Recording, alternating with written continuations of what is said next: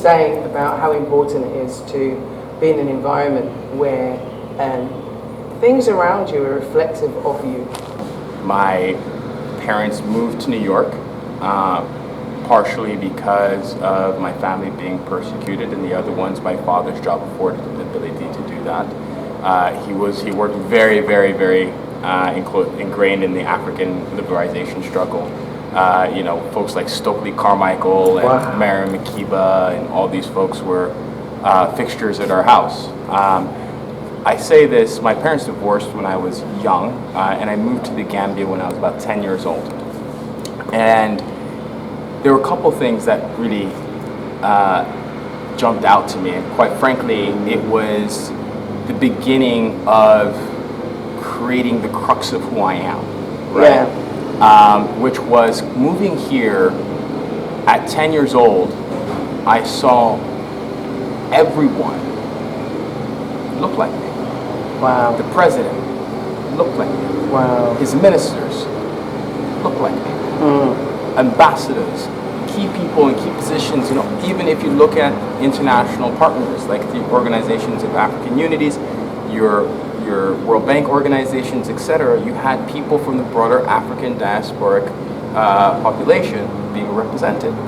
Algerian, Moroccan, Egyptian, Ethiopian, Cameroonian, Gabonese. They're all people who looked like me. Yes. My father has a PhD from the Sorbonne. My uncle has a PhD from Yale. His friends all similarly decorated. So now, as a young youth, growing up, there was not only the audacity to know that you can be great, yes, but the expectation that you are. Oh, sorry. Say that again. Not only the audacity, I hope you're getting this. There's almost like cutting the grass right now, and I'm really sorry if you're hearing this, but at the end of the day, I think what he's saying is so key that just mind this guy. Yeah, mind this guy. Don't worry about him. We're still going to try and capture what he's saying. So don't worry about the background noise. Just listen to what my brother is saying, because he's bringing the knowledge. He's bringing the knowledge, and it's so important. It is absolutely important. Say it again. It was expected. It's the audacity to be great and the expectation that you are. That's how you're brought up there, right? And so for me, it colored. It was the fire that drove me my entire life. It was the thing that allowed me to rise above if and when somebody did hurl a racial epithet at me. And there's rising above and dealing with that problem. Yes. As you need to in those times. But you know, it's one of the main reasons why you look at, if you kind of look at the immigrant culture and mentality in the UK, in the United States, etc., people come with that gusto, that almost that blind audacity to achieve, right? It's very, very important. And you kind of look at, you know, you look at the world today, right? Yeah.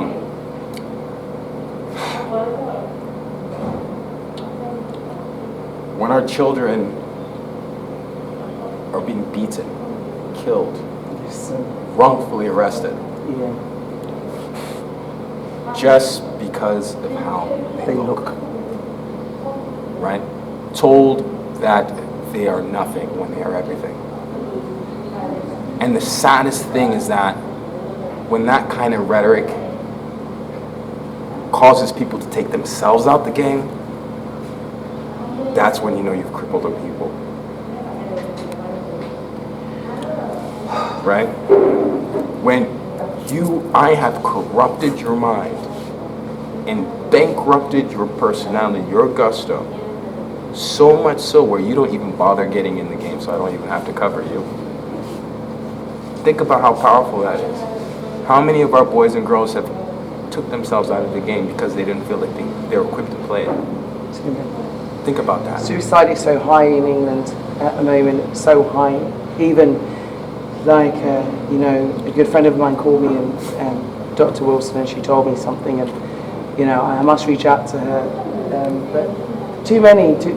My friend recently came to Gambia, and her ex-boyfriend hung himself just recently, in the last few weeks. Yeah. Too many. And, you know, I know you're emotional, I'm emotional too, because it's the truth and it's the reality, and it hurts. No, it is. It is the It truth. hurts. It is the truth. It is the reality. Unfortunately, it doesn't necessarily even have to be reflective of the mainstream consciousness and mentality. So do not in any way, shape, or form think that I'm accusing every single white person or anybody like this in any other country of racism or the things that do this, but there are structural, Yes, institutional forms of oppression and racism that is marginalizing people. Now, everybody cannot be strong. Everyone cannot exceed the expectation or the societal structure that's built for them not to succeed. Not everyone can do that, right? So for us, for those of us who can, our job is to uplift and create the opportunities and show the way for those of us who cannot, right? And I believe we all have a vested interest in making sure that not only we on the continent succeed, but also those in the diaspora. Yes. And there's no, you're not others to us, you are us. Wow. Oh wow! Right? This is African love right here. Right. This is, you know, I've gone from tears of sadness to tears of joy right here with you. This is it, and this is why, you know, for us, one of the things that we do at my firm, 10% of our profits are dedicated to two things. One, we're taking ownership of illegal backway migration. That's our brothers and sisters going through the deserts and trying to traverse the Mediterranean to make it to Europe, to a place where it's not easy to succeed, but in their mind they think it is, right? A lot of them end up in slavery or dead during the process. That to me is something that I cannot stand for. I believe it's a failure of our business community, and it's something that, you know, I've wholeheartedly taken on as a personal crusade. So that's number one. And number two is promoting our African arts and culture. And why is this important? Yes, I like beautiful things. That's not necessarily it. Yes, I like watching great movies that are reflective of myself and my stories and my history. But that's not only it. The reason why is because it affects how other people view you. Now that's very important, because in Africa, we are afflicted with the worst perceived risk from an investment perspective, probably in the world. It's viewed as uncivilized, corrupt, war-ravaged, right, and otherwise unruly, right? Now, you and I both know that's not the case. BlaXit Family, you know this is not the case just by some of the few footages that you've seen that my sister has produced for you. But if that's your mentality, how often is it's going to take a lot for me to convince you to put capital into this place? Yes. Right? So it's for us, by promoting arts and culture, what we're doing is we're sensitizing people's mindsets. Yes. Right? Or deprogramming these misconceptions about Africa. Yes. And sensitizing them to the Africa that we know.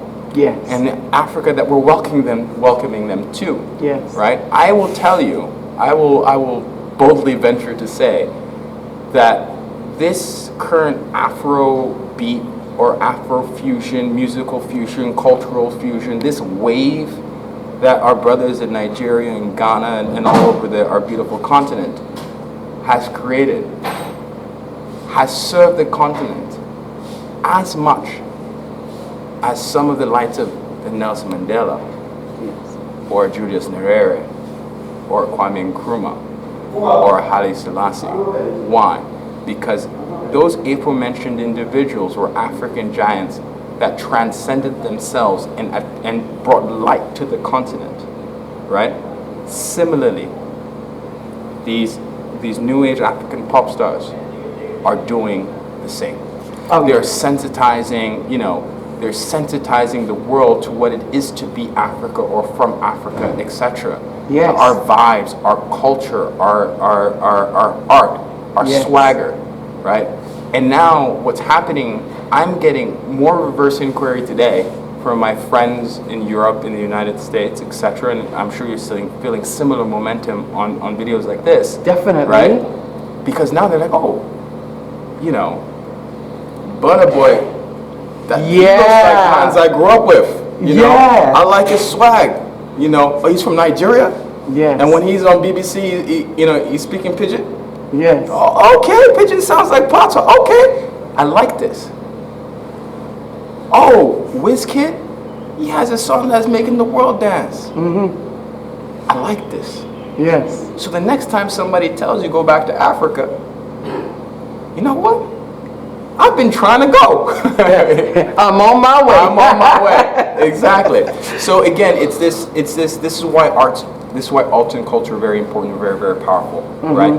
It's soft power. Yes. Right? It's something that countries like the United States have had in droves, right?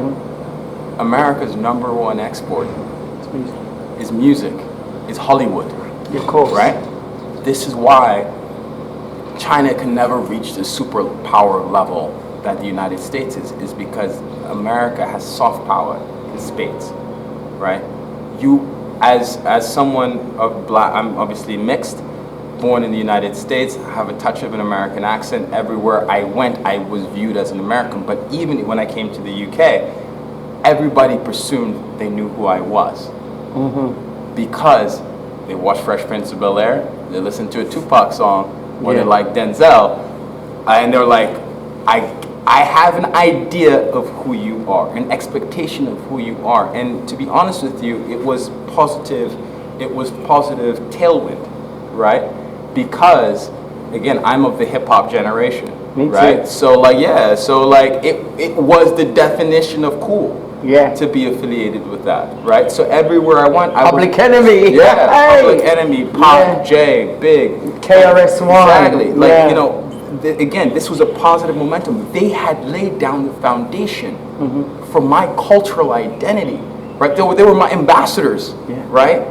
My messengers before I even arrived. So when I arrived, when I went to that little boarding school in Canterbury, right? When I went up to York to go to university, they had an idea of who I was. When I moved to Hong Kong to work in finance, or went and visited a tech company in Shanghai or Fujian, they had an idea of who I was. Now, those stereotypes may not have been a complete me. I do not sing, rap, or jump high or far. However, these were positive notions of what it was to be Black American. Yeah. See, similarly, now with this Afrofusion wave, and you have artists create like Hinde Wiley and Swiss Beats creating art institutes in Senegal, and this whole Afro culture, have Beyonce creating an African-inspired album called The Gift, right? I know, isn't that amazing? Exactly. And Lion King, Exactly. and I love Beyonce. Again, it's for us to promote African arts and culture. We're promoting ourselves, we're promoting our stories, we're promoting our history, but more importantly, we're promoting, or equally as important, what we're doing is we're deprogramming minds to help facilitate the movement of people and capital back to the continent. Exactly. Right? And so next time somebody tells you, why don't you go back to Africa? Tell them to buy you a ticket. Yeah, I love that. What did you say? The next time someone tells you go back to Africa, you're like, homie, buy me a ticket. I'm going.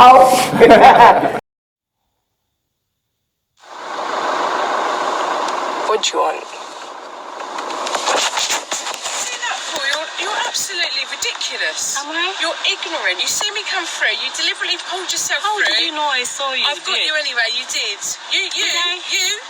You should off back to your own country. Whoa! Thank you. This Ghanaian lady that was obviously accosted and told her to go back to her country, your advice to her is? Heal, educate, and then just know it's an option. Don't stay because you feel that you have no other choice. Stay because it's a part of your plan. Yeah. Right? That's the most important thing. Now, at the end of the day, you know, I don't think come, go, etc. should not be a push factor. It should be a pull. Make everything a part of your strategic journey. Yeah. Educate the ignorant. That's our job. Educate the ignorant. But don't you ever for a second think that there isn't an alternative for you, because there are. I want to just interject there. I mean, the thing is that for many years, many of us didn't feel that we had anywhere to go. Alternative, yeah. No, we didn't. Yeah. We didn't. We didn't know that Africa was welcoming to us. Yeah. In fact, you know, there's been a perpetuated myth about a breakdown in the relationship between Africans and Caribbeans, Africans and Americans. Let's talk it. Let's talk about it. Let's talk about it. And, you know, I didn't have this. Like, you know, growing up and going to school, I had, like, you know, Jennifer Sitoli, who was from Zimbabwe. She was my friend. And I had Joycey Abdullale. She was my friend. And so Michael Wason, he was my friend. And so I got to understand African culture. And poor Joyce, you know, had traditional Nigerian twists. And so people would tease her at school. We had terrible racism then, you know, and it still occurs now. I'm not going to pretend that it doesn't exist, and especially because I have to really acknowledge the pain for my brothers and sisters, because what I was just telling you about, you know, it was her 14-year-old daughter who recorded the incident. So it's not good for our youngsters to be receiving this kind of race hate and trauma. It's not good. But, you know, in saying that, we need to bridge the gap between us. Especially Caribbeans who say they're not Africans, and, you know, so on and so forth. We really need to embrace Africa, but I think that's part of the perception that's been portrayed about Africa. I mean, but how do we bridge the gap? How do we bridge the gap? I think I think that's a fantastic observation, and I think it's absolutely fair, right? Because again, I can speak more authoritatively about like the African migrant experience in the United States more so than I can in the UK. I can speak to my experience in the UK. I haven't lived there for 10 years, but like, let me start off with what I know and root my answer in that, if that's okay. So for us, you have to go to the crux, right, of the issue of the paradigm here. And this was the paradigm that was set, right? You had on one end, right, the indigenous blacks in the United States, so African Americans, and the other end you had the JJCs, the Johnny's Just Come, like the African migrants. Okay, so now within the indigenous black group, the African American group, there is the spectrum, right, of the class spectrum, right, which is very important, particularly for juxtaposing it to Europe, right? Because our politics in the United States is primarily driven by race. And so what you have here in one group with the indigenous blacks, the notion of Africa, again, Africa being backward, right? All they're seeing is swollen bellies and flies in the mouths of children starving, right? 99 cents a day, right? Or the next time Africa's on television is about some sort of war. Or the only thing that you're talking about wealth are the corrupt African, you know, plutocratic dictators that have, you know, taken, you know, all the country's wealth, and that's why the country's wealth. And then basically you have the stories of individuals who are coming over to the United States seeking a better life. So this basically has a tapestry, right, of misinformation, right, is what our brothers and sisters, the African Americans, thought of Africa as a general, and therefore us as African migrants, right? And as African migrants, we're coming very strong, with our strong heritage, our cultures, our traditions, from what we eat to the incense that we burn in our houses, right? That, you know, leaves a residue speck on your clothes, to what we prioritize, to how we're parented. It's very different. And because for most of us who came to the United States, you're coming at that lower middle class, working class level, building yourself up. That's predominantly the environment in which you're in, right?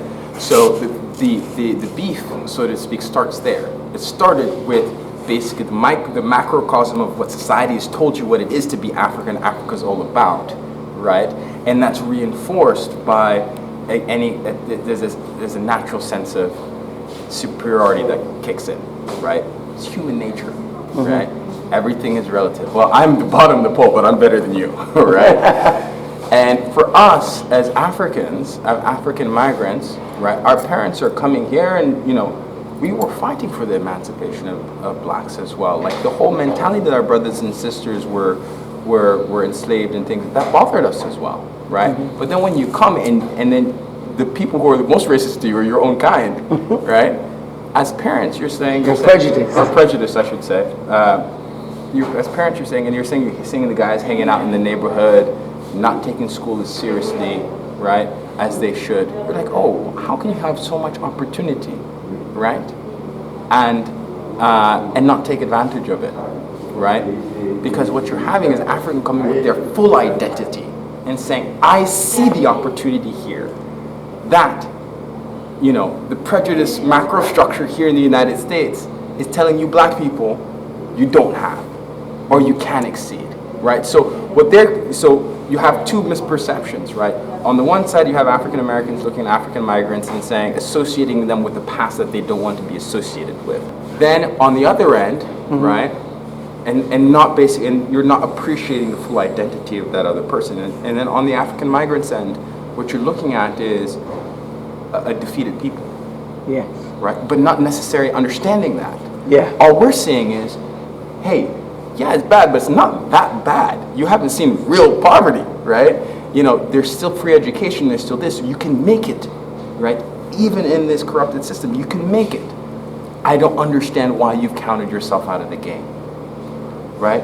And there was never really a dialogue or cross-cultural appreciation between those two entities until now, I think, right? Mm-hmm. Because I was born in '84, grew up in the US in the '90s, prime hip-hop baby, right? Yeah. So right now, if you kind of think about your Burna Boys, you think about all the influencers, cultural influencers, like it's in our generation, right? This first free black generation that everybody's kind of more the same than different, and we're having kids, etc., right? So now we're starting to really appreciate each other's perspectives more, right?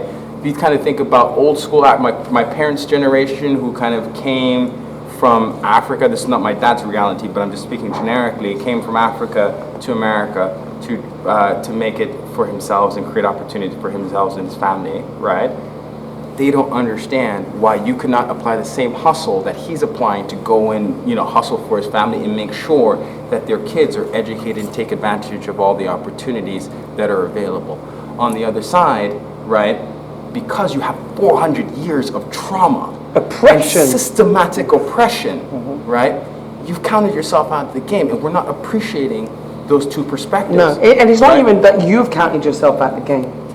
Oppression has knocked you out of the game. Yeah. Because your mind, I can't describe to you, and I don't think people understand. I can talk from a perspective of coming from England. England. Where you're going. I like where you're going with this. I can talk from that perspective that, you know, I did an interview yesterday where I explained that from when we were tiny and my mum and dad lived in a rented property, and our next door neighbour used to throw, you know, dog poo over her dog used to poo, and she used to throw feces at us over the fence, and so we couldn't play in the garden, so she couldn't see us. Wow. And used to call us racist names and set her dog on, you know, us, and until eventually a dog bit my brother. I mean, and you had such intense hatred. Yes. So someone asked me, you know, what do you think racism is about? I said, I just think they hate us. Yeah. You know, and so our perception is that when you're constantly being hated, you don't want to be in an environment with such severe hatred. When you feel hated, invariably it turns on you. Yeah. Because it's a mind processing thing. Yeah.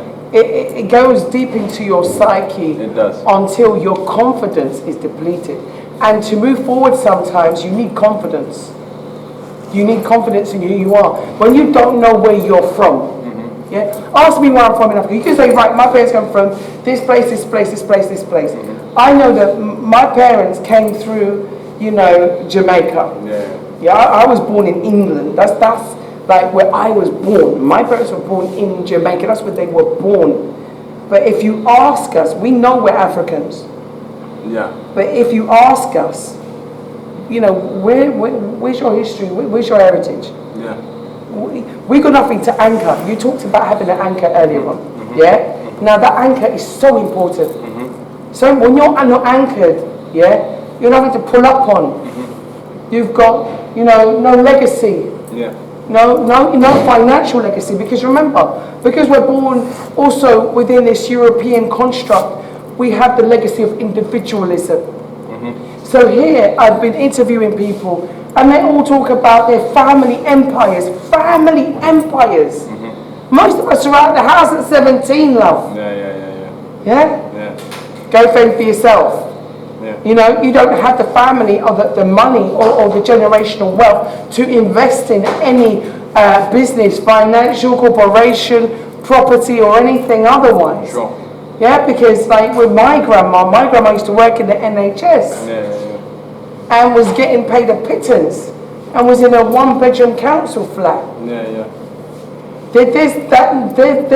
There's not that legacy.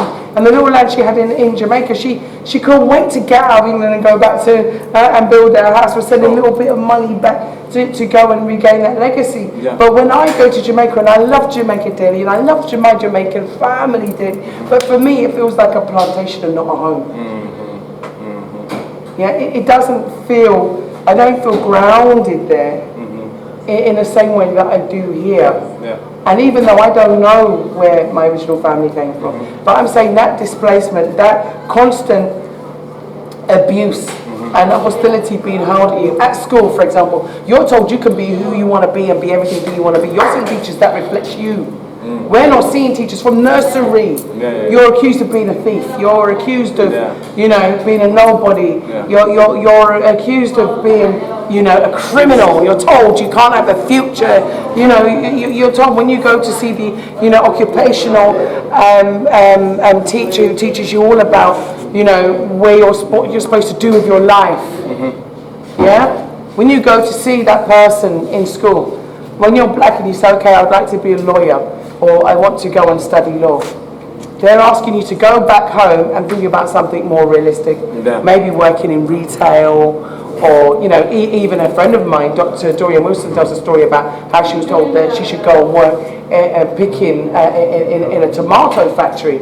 You know, she is now the lead professor, actually, and also expert within equality and diversity, and has worked at Middlesex University for 22 years. This is the same woman. God bless. Yeah? She is a powerful force in terms of also, you know, if you like, allowing us to at least have a say. But that's all we have is a say, and that's what I feel like, and we're demotivated, and that's why, you see, you're rooted in power. And that power makes a difference to you. You're 100% right, and I think one of the things that you mentioned at the top of it is, I understand, is the anchor, right? And right now, if we're going to be forward-looking, how do we start recreating some of those anchors for our brothers and sisters? We come back home. It's, I think, a couple of things, right? Although it's not very popular generically speaking in our communities, mental health is exceedingly important. Yes. Mental health is exceedingly important. There's nothing wrong with getting therapy. Yes. If you need it. I agree with that. Right? There's nothing wrong with spirituality or religion or prayer or meditation. Agreed. Leverage all of these things and acknowledge deep wounds, right? Because you cannot do anything great where if that foundation of greatness, which is yourself, is fractured. And in pain. And in pain. And we are in pain. We're in severe pain. And that's why reparations is important, because part of reparations is self-repair. But at the same time, it's a huge process, because when you, for example, I went for counselling, okay? And I had two sets of counselling. One that I went through my GP, because I was going through terrible racial harassment and discrimination at work, and it caused me to suffer huge amounts of stress at work. And I was going for a court case, which I won against my employer, you know, but I was going through so much, and so I needed that. But then when I went, the counsellor didn't look like me. The council didn't understand me. The council didn't even understand the level of racism. She didn't understand the microaggressions. She didn't understand the direct discrimination, the conscious bias. She didn't understand the way that I was dealt with so unfairly. Like, for example, I had an injury. When I had an injury, I was treated completely different, even though I've been in the place for years, completely different to my white colleague who'd also been there, right? Differently. So they got flowers, they got a card, they got visits, you know, they got everything. I got nothing. What I got was actually, did she really have this injury? So when you go to occupational health and like you come in on crutches, like, oh, that you actually really are, this actually did happen to you, you've actually broken this part of your body, like, well, yeah, what did you think? You're disbelieved. You're seen to be a person who's not believable. And so that lack of believability, sometimes I think internalize it. Yeah, absolutely. Yeah, and I think that's what happens. So healing, what you're saying, I completely agree with you. But when I went to see a black counsellor now, a black doctor, whose name I wish I could mention because she's so excellent. You know, that is when I came into my own. Yeah, absolutely. I think that's 100% correct, right? My baby sister, her name is Dr. Nana Sala. She is probably one of the most brilliant women I know, Cambridge educated doctor. She pointed something out to me that I didn't necessarily think about at first, and it struck me like dumbfounded, right? The overwhelming amount, probably about 90% of medical research right now, right, is done on a very narrow genome pool. Exactly. Mainly white, right? So when people are when they're conducting medical research into things like the cures for cancers and AIDS and other scientific or medical discoveries or advancements, the genome makeup the DNA and the genome makeup in which they're basically predicating that research on is not your own. Exactly. Right? So you're being excluded from even the medical advancements of society. So if you're looking at it at that deep level, obviously from a mental health perception, right? If you have someone who does not at least understand your culture, they can't necessarily fully understand you. That's not necessarily saying white doctors are not good. No, they're just culturally clueless. So they don't understand like the full totality of your existence. To the extent that, you know, I know like you have stalwarts in the United States in popular culture, like, you know, Charlemagne the God at the Breakfast Club, and I think that platform as a whole are doing a great job. But he has a book out that's talking about just this issue.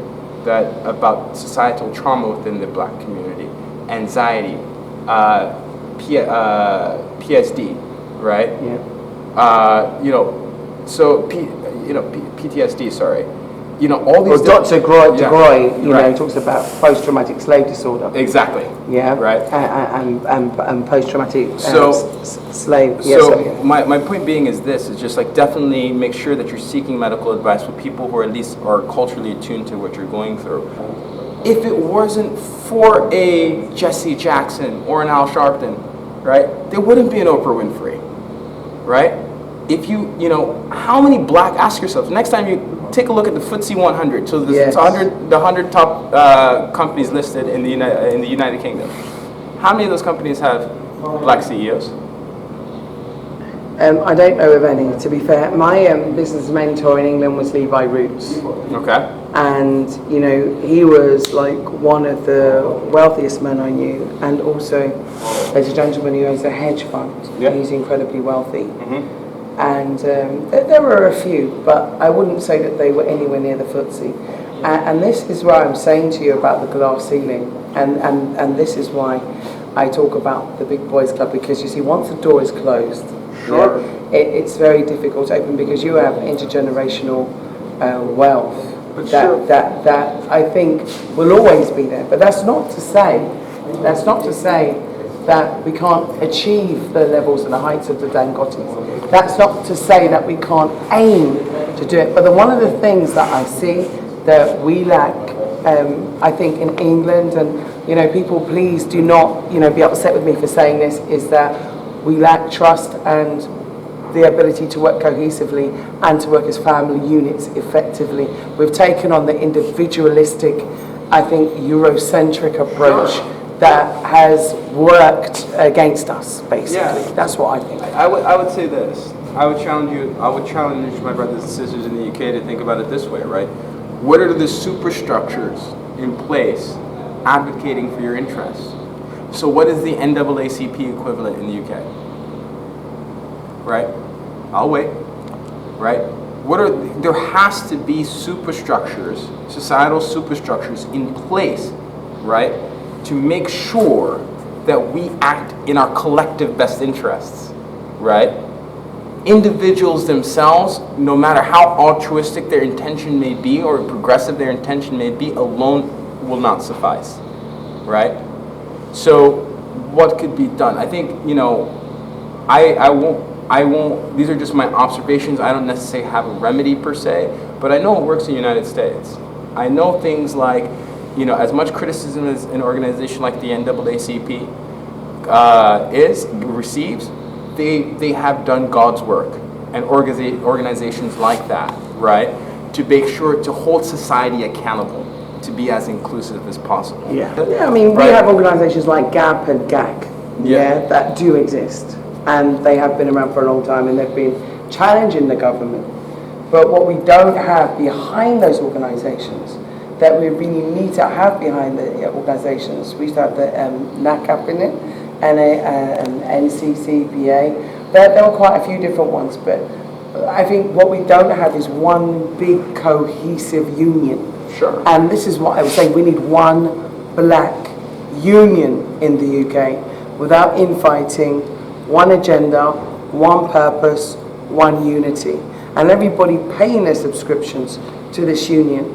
And this is so important. I've been saying this. Working Action Group was trying to work towards that, but due to, obviously, like I said, issues, it didn't work.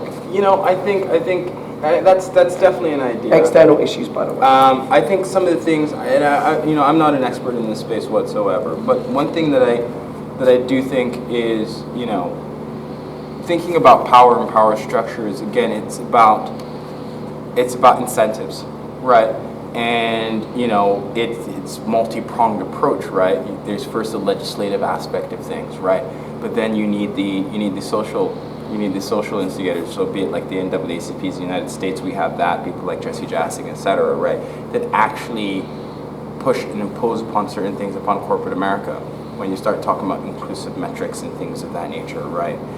Corporates need to be rewarded, right, for doing this, right?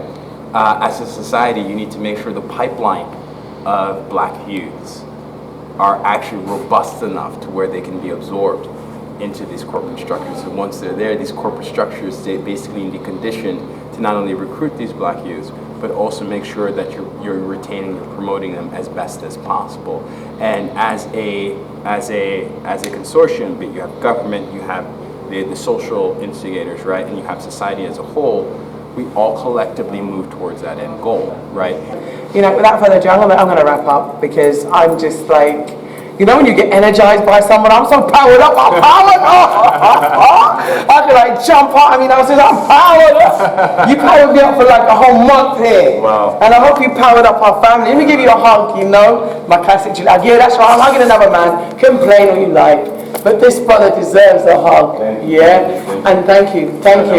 Last word to tell people, BlaXit family, leave a message, leave a message for the BlaXit family, please. Sure. It's a pleasure to meet you. Hopefully this is the first of many encounters. Like I said, this is not a destination, this is your home. And sometimes great things may seem unachievable or too hard to get to. Just break that great thing into bite-sized pieces, and you'll eventually build the kingdom that you want to build. The first, bite-sized step, or the first brick in that empire, is probably watching this. The next one is to start self-reflecting, healing yourself, and step 2, take a vacation, come and check us out. And then you get a game plan and figure out if this is something that you want to do or not. But either way, I wish you love, I wish you peace, I wish you happiness, and I wish you much success. BlaXit family, you got it all here. Thank you, brother. You're welcome. Thank you every time. No problem. Every time, thank you.